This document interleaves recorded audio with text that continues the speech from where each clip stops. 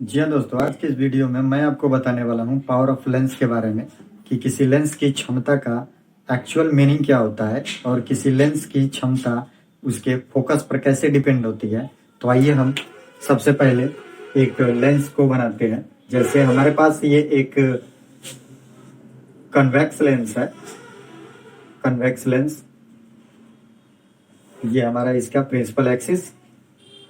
Actual में अगर हम किसी लेंस को एनालाइज करें तो हमें ये देखने को मिलता है कि किसी भी लेंस में, चाहे वो लेंस कनकेव लेंस हो या कन्वेक्स लेंस हो, हम ये देखते हैं कि वो प्रकाश किरण को या तो अपने प्रिंसिपल एक्सिस की तरफ मोड़ता है या प्रिंसिपल एक्सिस से दूर मोड़ता है।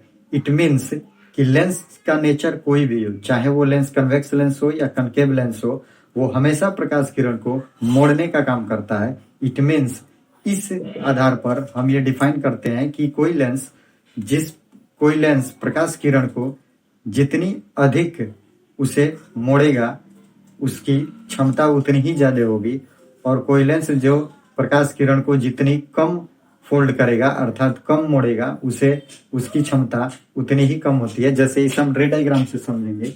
जैसा कि अगर हम माने कि इस लेंस की फोकस अगर इस पॉइंट पे हो, तो अगर प्रकाश किरण कुछ मुख्य अक्ष के समांतर आएंगी तो ये प्रकाश किरण अगर ऐसे जा रही है तो यहाँ पर आप देखेंगे कि प्रकाश किरण इस अपवर्तित किरण को इसके प्रिंसिपल एक्सिस की तरफ मोड़ दी है।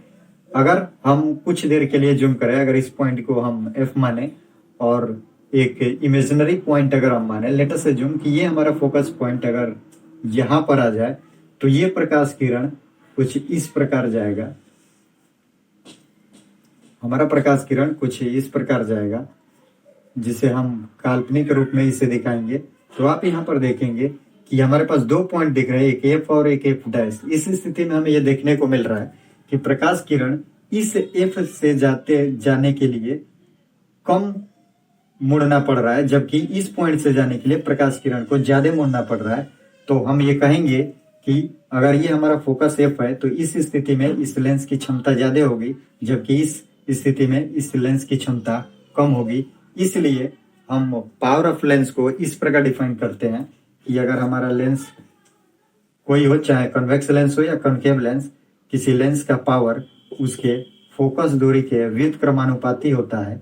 इट मीन्स अगर लेंस की फोकस दूरी को हम यहाँ से इंक्रीज करें, अर्थात फोकस दूरी को अगर हम बढ़ाएंगे तो लेंस की क्षमता घटेगी, और फोकस दूरी अगर कम होगी तो उसकी क्षमता ज्यादा होगी। इस आधार पर हम ये देखते हैं कि अगर हमारे पास कन्वेक्स लेंस हो,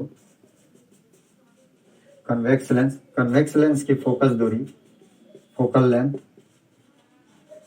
हम जानते हैं इसका फोकल लेंथ होता है प्लस एफ, जबकि कनकेव लेंस इसका फोकल लेंथ नेगेटिव होता है। इस आधार पर हम यहाँ से पावर को फाइंड कर सकते हैं। एक हमारा कनकेव लेंस के लिए हमारा पावर कुछ इस प्रकार डिफाइन होगा। इस आधार पर अगर हम रे डायग्राम से देखें किसी कनकेव लेंस के लिए, तो आप यहाँ पर देख पाएंगे अगर हमारे पास एक कनकेव लेंस है, ये हमारा कनकेव लेंस है, इसका हम मिड पॉइंट मान रहे हैं। अगर ये इसका प्रिंसिपल एक्सिस है तो ये प्रकाश किरण कुछ अगर इस प्रकार आएंगी तो यहाँ से ये प्रकाश किरण को, चूंकि ये प्रकाश किरण को अपसरित करता है, अर्थात ये प्रकाश किरण कुछ ऐसे जाएगा।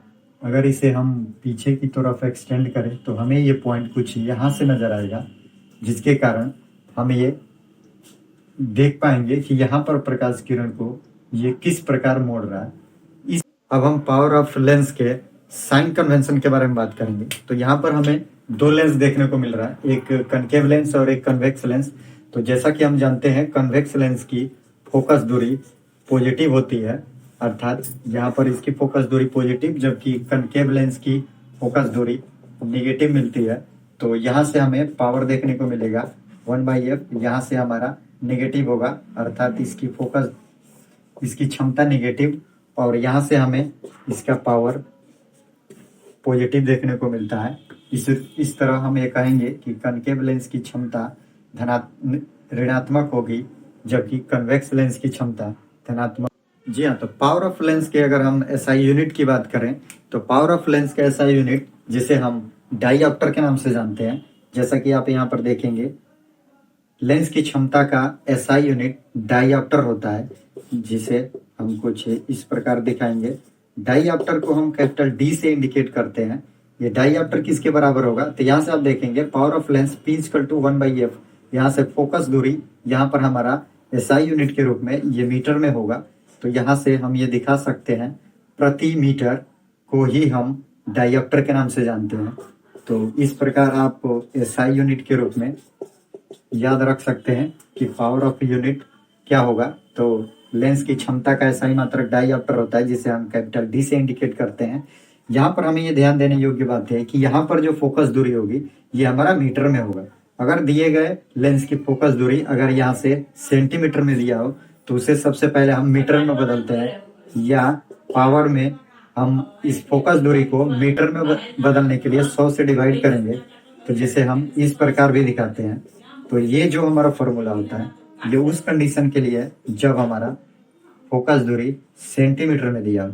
जी हाँ, तब ये हम यहाँ से पावर का ये फॉर्मूला यूज करते हैं, और यहाँ से हमें देखने को मिलता है कि लेंस की क्षमता हमें डाईऑप्टर फाइंड होती है।